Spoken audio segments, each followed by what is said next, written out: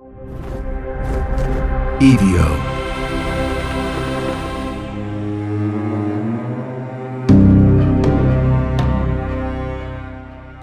The Silver Bridge was dying long before it fell. For 40 years, it had carried the weight of commerce and connection across the Ohio River, linking Point Pleasant, West Virginia, to Gallipolis, Ohio, with the grace of an era that believed in permanence. 2,000 feet of steel and ambition, suspended 150 feet above waters that had witnessed centuries of human dreams and disasters. Each morning, it bore the familiar rhythm of a community going about its business. Coal trucks rumbling toward distant cities, families visiting across state lines, workers crossing toward hope or home. The bridge was more than infrastructure. The bridge was the heartbeat of Point Pleasant, the silver thread that stitched the town into the larger fabric of American possibility. Mothers pushed strollers across its span while children counted cars below. Lovers met at its center, equidistant from everywhere, suspended between earth and sky in a moment that felt eternal. But steel, like flesh, grows weary. And in the autumn of 1967, as strange reports began filtering through the hills and hollows of Mason County, the bridge carried an invisible burden that no engineer had calculated, that no inspection had revealed.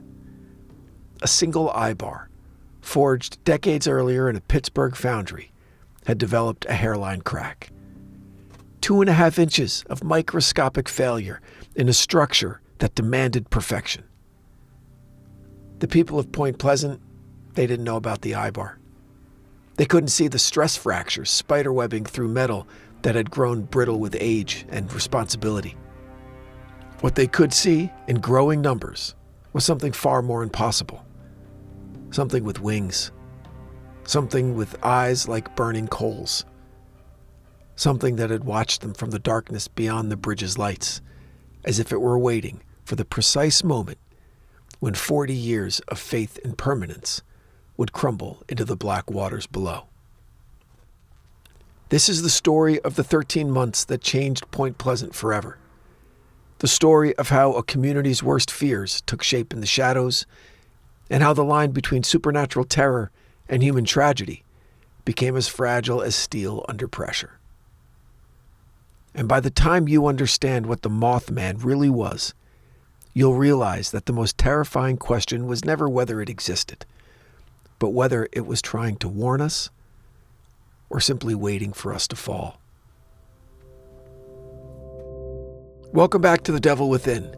You're listening to part 1 of The Wings of Prophecy, a 2-part investigation into the most haunting mystery in American folklore, the creature that terrorized Point Pleasant, West Virginia in the final months before tragedy struck. If you enjoy stories that investigate the human element of the demonic and the supernatural, make sure you're subscribed to The Devil Within and leave a comment. It helps more people discover the darkness. We explore the shadows where folklore meets reality, where community trauma births legend, and where the most terrifying monsters might be the ones we create in our own fragile minds. Today, we journey to a small river town where steel bridges carry more than traffic, where red eyes burn in the darkness beyond explanation, and where 13 months of impossible sightings culminated in a disaster that claimed 46 lives on a cold December evening in 1967. Chapter 1 of Wings of Prophecy begins now. The Watchers in the Dark. The first time Linda Scarberry saw the eyes, she thought they belonged to a deer. It was November 12th, 1967, and she was riding shotgun in her husband Roger's '57 Chevy, cruising the back roads outside Point Pleasant with another young couple, Steve and Mary Millette. Saturday night entertainment in Mason County didn't offer much variety. You could catch a movie at the State Theater downtown, you could nurse a beer at Tiny's bar, or you could do what they were doing, driving the winding country roads that threaded through the hills like forgotten prayers, talking and laughing and pretending the future held more promise than the fading industrial landscape suggested. They had turned onto the old access road that led to the abandoned dynamite plant, 7 miles north of town. The facility had been built during World War II, when the government needed a remote location to manufacture explosives for the war effort. For a brief, shining moment, it had represented prosperity, jobs, purpose, and a connection to something larger than this sleepy river town. But now it sat empty, a collection of concrete igloos and rusted machinery slowly being reclaimed by the West Virginia wilderness. The road was poorly maintained, more gravel than asphalt, and Roger had to navigate carefully around the deeper potholes. The headlights swept across bare November trees, their branches reaching toward the star-scattered sky like arthritic fingers. Linda was half listening to Mary chatter about her job at the dime store when the beams caught something that made her breath stop in her throat. 2 red lights, burning like embers in the darkness, just about 100 yards ahead. "Roger," she whispered, pointing through the windshield. "What is that?" The 4 young people strained forward, peering into the night. The lights were too high off the ground to be a car's taillights. They were too bright and steady to be reflectors. They just hung there in the blackness, unblinking, watching. "Probably just a deer," Roger muttered. But his voice carried a tremor that suggested he didn't quite believe his own words. He slowed the Chevy to a crawl. And that's when the thing moved. Now, what they saw next would haunt them for the rest of their lives and divide the community of Point Pleasant into believers and skeptics, transforming a quiet river town into the epicenter of America's most enduring cryptid legend. The creature that rose from the shadows behind the road stood nearly 7 feet tall, its body gray and humanoid, but wrong in ways that defied easy description. Its wings, enormous, bat-like appendages that seemed to span 10 feet when fully extended, and they became fully extended. They unfolded with a sound like canvas snapping in a strong wind, but it was the eyes that would lodge themselves in their nightmares. Not the dull reflection of animals' eyes caught in headlights, but something that seemed to burn with its own internal fire. Something intelligent. Something that looked back at them with what Linda would later swear was recognition, as if it had been waiting for them specifically to drive down this forgotten road on this particular night. The creature didn't flee when the headlights hit it. Instead, it took 2 steps toward the car, its massive wings spreading even wider, and Linda heard herself screaming without realizing she'd even opened her mouth. "Drive!" she shouted from the back seat. "Drive, drive, drive!" Roger didn't need the encouragement. He'd already floored the accelerator, and the Chevy lurched forward, gravel spraying from beneath the tires as they raced toward Point Pleasant, toward home. Behind them, through the rear window, they could see the creature rising into the air, its wings beating with mechanical precision as it gave chase.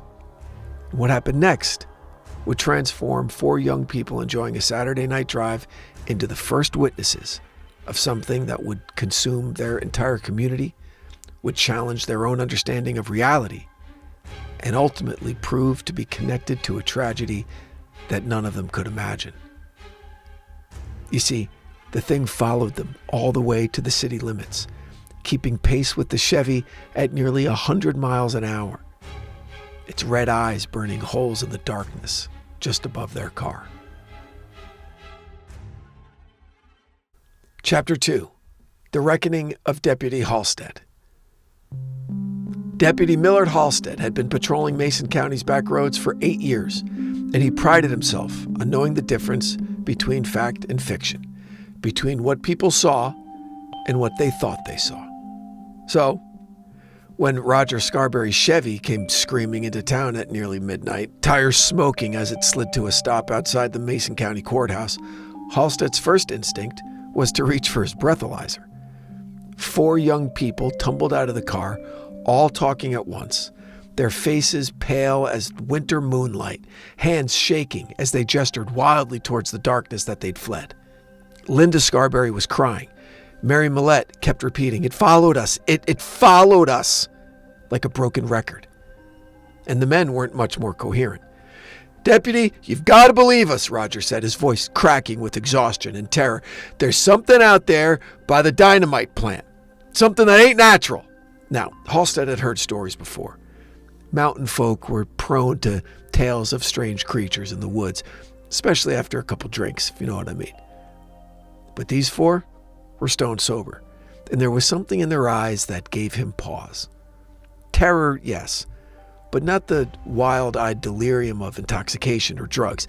This was the sharp, focused fear of people who had looked into the face of something that challenged every assumption that they had about the world. "Start from the beginning," Halstead said, pulling out his notepad, "and go slow." So as the four witnesses recounted their story, other residents of Point Pleasant began to emerge from their homes, drawn by the commotion. And so, word spread quickly through the small community that someone had seen something out by the old dynamite plant.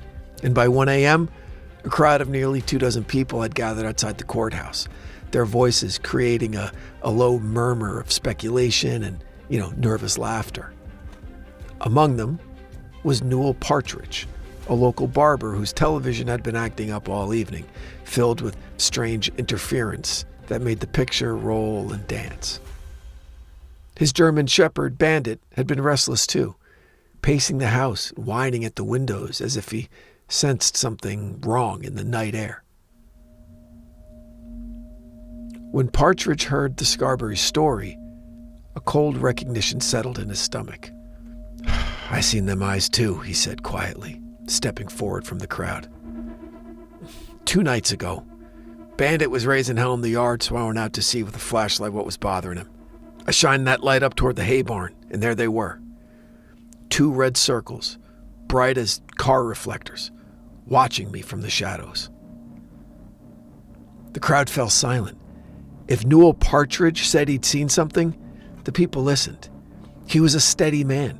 He was a deacon at the local Methodist church, not given to flights of fancy or tall tales or drunken stories. "Well, what happened then?" Deputy Halstead asked. "Bandit went crazy," Partridge continued. "Started howling and carrying on like I'd never heard. Then he took off running toward the lights. And I haven't seen him since." His voice cracked slightly. "That dog never ran from nothing in his life." Then more stories began to emerge from the crowd. Sarah Johnson mentioned that her chickens had been acting strange for weeks, refusing to leave their coop even during the day. Tom Uri, who drove a delivery truck for the local dairy, claimed that he'd seen something massive flying over Route 62 just 3 days earlier, something with wings that blocked out the stars. Deputy Halstead found himself in the uncomfortable position of documenting testimony that challenged everything his rational mind wanted to accept.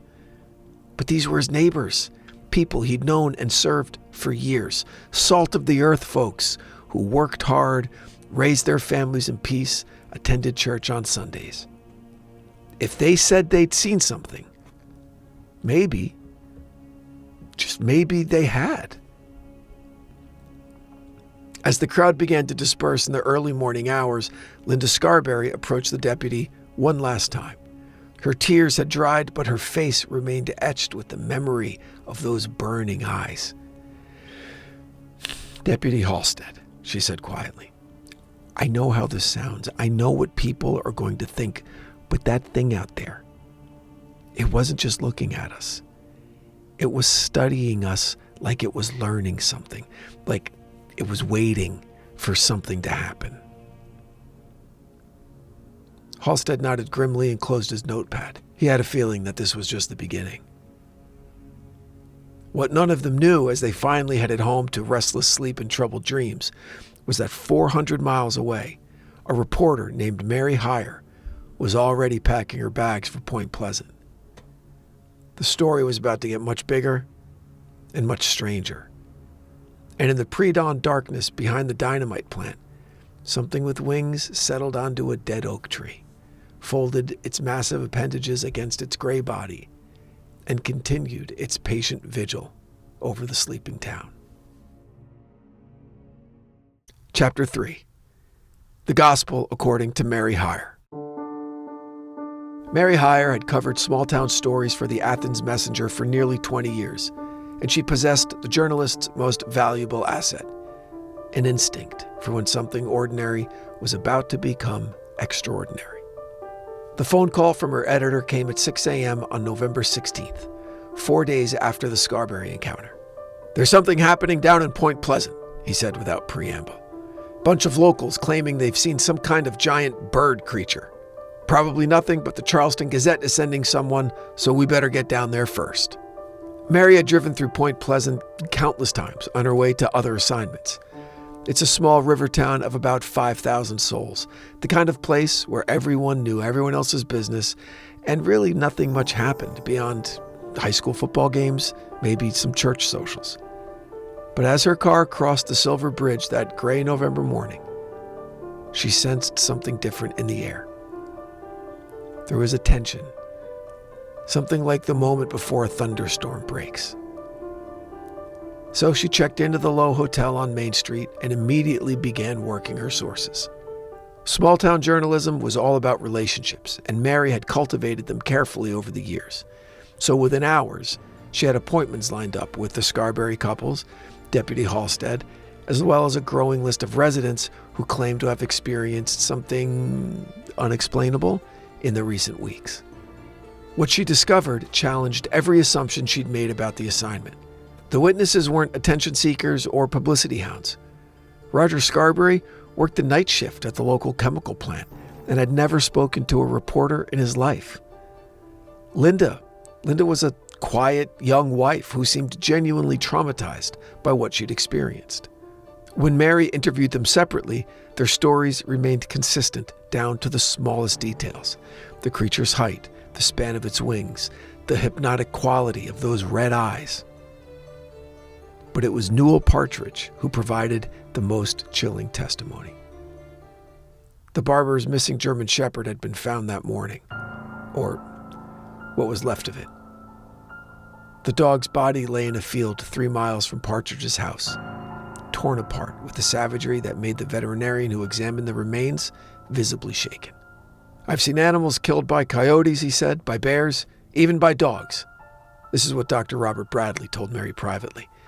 "This is different. These wounds are precise. They're almost surgical, like something with intelligence did this, not just animal instinct." As Mary conducted more interviews, more sightings were reported. A construction worker claimed the creature had landed on his bulldozer while he worked a night shift. A young mother swore it had perched on her roof, its massive form silhouetted against the stars. Each account added another piece to a puzzle that seemed to grow more complex rather than clearer with each revelation.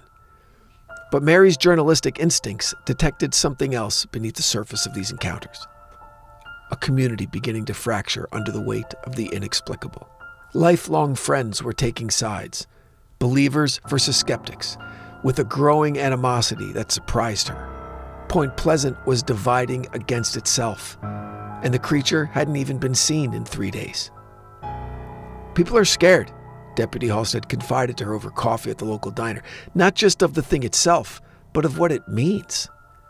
If something like this can exist, if something like this can be watching us from the woods, then what else don't we understand about the world?